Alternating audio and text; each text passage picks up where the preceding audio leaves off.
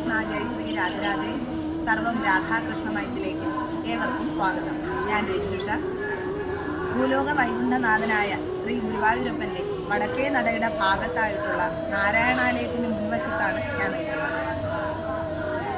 ഈ നാരായണാലയത്തിൻ്റെ മുൻപിൽ വെച്ച് പൂന്താനം നമ്പൂതിരിയെക്കുറിച്ചിട്ടുള്ള പൂന്താനം നമ്പൂതിരിയുടെ ജീവചരിത്രം ഒരു ചെറുകഥയായി വിവരിക്കാനാണ് ഞാനിവിടെ ഉദ്ദേശിക്കുന്നത്. അപ്പോൾ നിങ്ങൾക്ക് തോന്നാം, പൂന്താനം നമ്പൂതിരിയും നാരായണാലയവും തമ്മിൽ എന്താണ് ബന്ധമെന്ന്. പൂന്താനം നമ്പൂതിരിയും നാരായണാലയവും തമ്മിൽ അഭേദ്യമായിട്ടുള്ള ഒരു ബന്ധമുണ്ട്. അത് നമുക്ക് വീഡിയോയുടെ അവസാനം മനസ്സിലാക്കാം. ഗുരുവായൂരപ്പൻ്റെ പ്രിയ ഭക്തനും ശ്രീകൃഷ്ണ ഭഗവാനോടുള്ള നിഷ്കളങ്ക പ്രേമഭക്തിയുടെ ഉത്തമ ഉദാഹരണവുമായിരുന്നു പൂന്താനം തിരുമേനി. പൂന്താനം തിരുമേനിയെക്കുറിച്ച് അറിയാത്തവരായിട്ട് ആരും തന്നെ ഉണ്ടാവില്ല, പ്രത്യേകിച്ച് ശ്രീകൃഷ്ണ ഭക്തരായിട്ടുള്ളവർ. ഇടയ്ക്കിടെയുള്ള ഗുരുവായൂർ ദർശനം കൊണ്ട് പൂന്താനം നമ്പൂതിരിയെ ഗുരുവായൂരപ്പനെ ആകർഷിച്ചതുപോലെ മറ്റൊന്നുകൂടി പൂന്താനത്തെ ആകർഷിച്ചിട്ടുണ്ട്. അത് മറ്റൊന്നുമല്ല, ശ്രീമദ് ഭാഗവതമാണ്. സംസ്കൃതമോ വേദങ്ങളോ വേണ്ട രീതിയിൽ അഭ്യസിച്ചിട്ടില്ലാത്ത പൂന്താനം നമ്പൂതിരി ഭാഗവതം പാരായണം ചെയ്യുന്നത് എത്ര കേട്ടാലും മതി വരില്ല. വളരെ ചെറുപ്പത്തിൽ തന്നെ പൂന്താനം തിരുമേനിയുടെ അച്ഛനും അമ്മയും ഇഹലോകവാസം വെടിഞ്ഞു. താമസിയാതെ തന്നെ അദ്ദേഹം വേളിയും കഴിച്ചു. എന്നാൽ ആദ്യ സന്താനത്തിനായി അദ്ദേഹത്തിന് അല്പമൊന്ന് കാത്തിരിക്കേണ്ടതായിട്ട് വന്നു. കാത്തിരിപ്പിനൊടുവിൽ അദ്ദേഹത്തിന് ഒരു ആൺകുഞ്ഞ് പിറന്നു. കുഞ്ഞിൻ്റെ ചോറൂണ് ദിനം വന്നെത്തി. ചടങ്ങിനായെത്തിയ ബന്ധുക്കളെല്ലാം വസ്ത്രങ്ങൾ കൊണ്ടുവന്ന് വച്ചത് കുഞ്ഞിനെ ഉറക്കി കിടത്തിയതിന് അരികിലായിട്ടായിരുന്നു. മുറിയിൽ വെളിച്ചം നന്നേ കുറവായതുകൊണ്ട് പിന്നെയും വന്ന ബന്ധുക്കളെല്ലാം വസ്ത്രങ്ങൾ കൊണ്ടുവന്ന് വച്ചത് കുഞ്ഞിനെ മുകളിലായിട്ടായിരുന്നു. ചടങ്ങിന് സമയമായപ്പോൾ ഉണ്ണിയെ എടുക്കാനായിട്ട് വന്ന അന്തർജനം ആ കാഴ്ച കണ്ടു. കുഞ്ഞിന് വസ്ത്രങ്ങളാൽ മൂടിക്കിടക്കുന്നതാണ് ആ അന്തർജനത്തിന് കാണാൻ കഴിഞ്ഞത്. താമസിയാതെ തന്നെ ശ്വാസം പുത്രദുഃഖത്താൽ വിവശരായ പൂന്താനം നമ്പൂതിരി പത്നി പിന്നീടുള്ള കാലം പൂജാമുറിയിൽ നാമജപത്തോടുകൂടി കഴിഞ്ഞു. ഒരു ദിവസം പൂന്താനം നമ്പൂതിരി പൂജാമുറിയിൽ അദ്ദേഹം ഗുരുവായൂരപ്പനോടായി ചോദിച്ചു, എൻ്റെ കണ്ണ, ഇനിയും ഒരു കുഞ്ഞിക്കാൽ കൂടി കാണാൻ എനിക്ക് ഭാഗ്യമില്ല എന്നാണ്.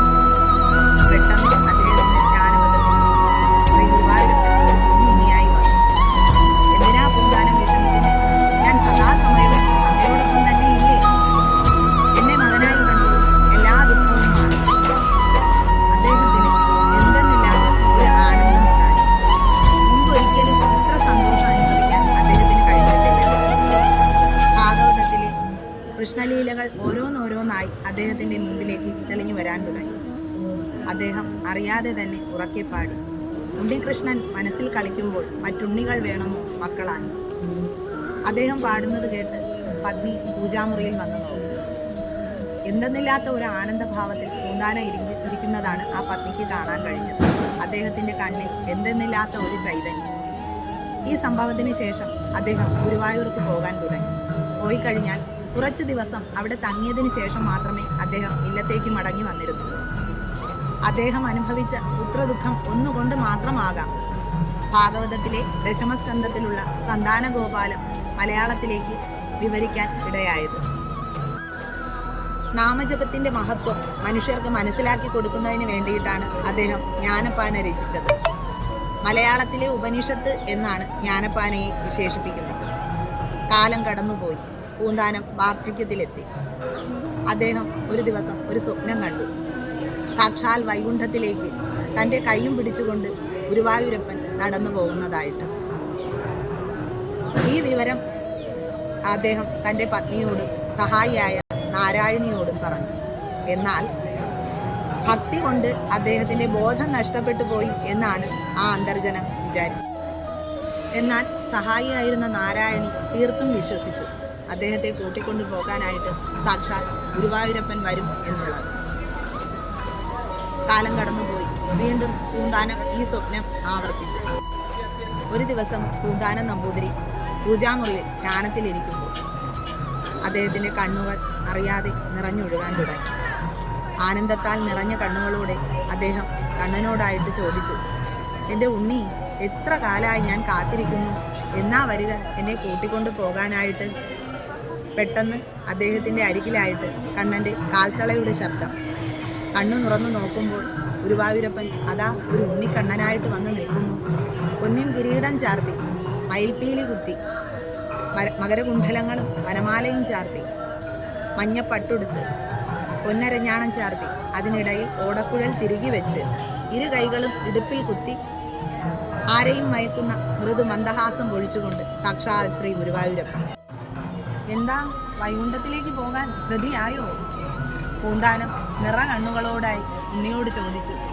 എൻ്റെ ഉണ്ണി, എത്ര കാലായി കൊതിയോടെ ഞാൻ കാത്തിരിക്കുന്നു അങ്ങയുടെ വരവിനായിട്ട്. എന്നാൽ ഇനി വൈകിക്കേണ്ട, നാളെ തന്നെ എൻ്റെ കൂടെ പോകാൻ തയ്യാറായിക്കോളൂ. ഇതും പറഞ്ഞ് ഗുരുവായൂരപ്പൻ പറഞ്ഞു. പൂന്താനം ഈ സന്തോഷ വാർത്ത തൻ്റെ പത്നിയെയും നാരായണിയെയും അറിയിച്ചു.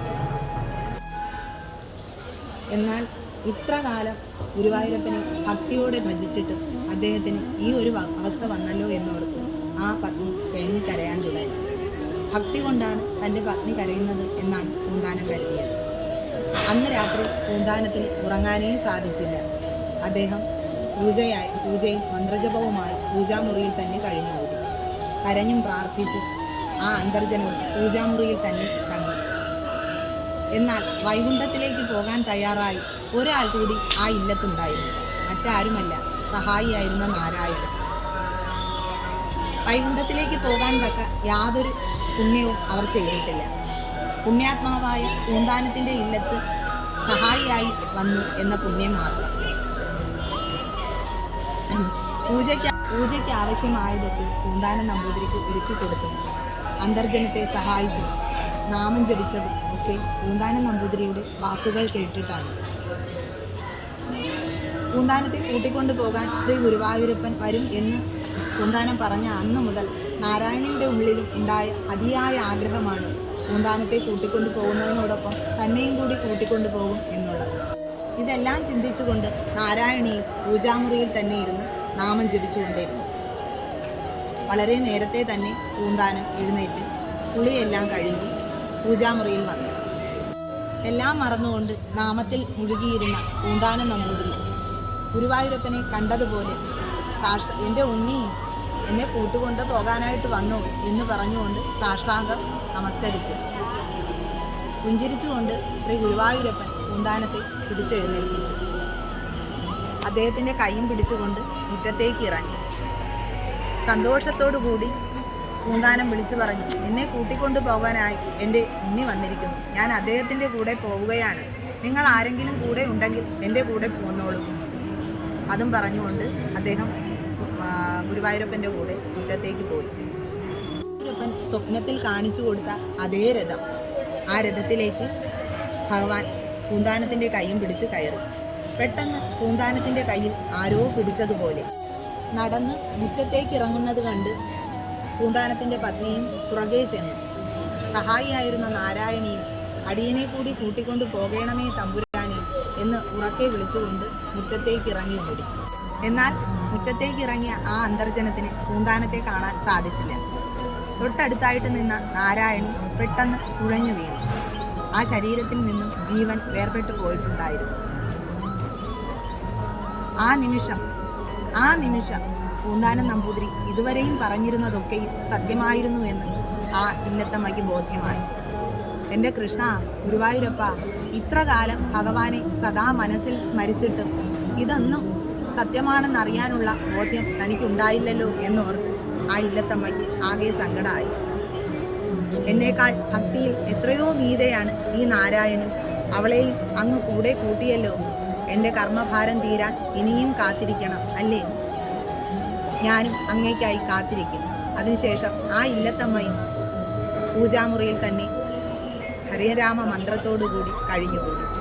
കുറച്ചു നാളുകൾക്ക് ശേഷം ആ ഇല്ലത്തമ്മയും ഭഗവത് പാദം പോയി. നിഷ്കാമ ഭക്തിയുള്ളവർക്ക് അസാധ്യമായിട്ട് ഒന്നും തന്നെ ഇല്ല എന്ന് പൂന്താനത്തിൻ്റെ ജീവിതം നമ്മെ പഠിപ്പിക്കുന്നു. ഇതിന് ഉത്തമ ദൃഷ്ടാന്തമാണ് പൂന്താനത്തിൻ്റെ സ്വർഗാരോഹണം. ഇത്രയും ആഴത്തിലുള്ള കൃഷ്ണഭക്തി അത്യപൂർവങ്ങളിൽ അപൂർവമാണ്. ഭഗവാനും ഭക്തനും ഒന്നായി മാറുന്ന അത്യപൂർവ നിമിഷം. പൂന്താനത്തെ പോലെ നമ്മുടെ ഉള്ളിലും ഇത് കേൾക്കുന്നവരുടെ ഉള്ളിലും ഭഗവാനോടുള്ള ആ മാധുര്യ പ്രേമ ഭക്തി നിറച്ചു തരണമേ എന്ന് സാക്ഷാൽ വൈകുണ്ഠനാഥനായ ശ്രീ ഗുരുവായൂരപ്പനോട് നമുക്ക് ഏവർക്കും പ്രാർത്ഥിക്കാം.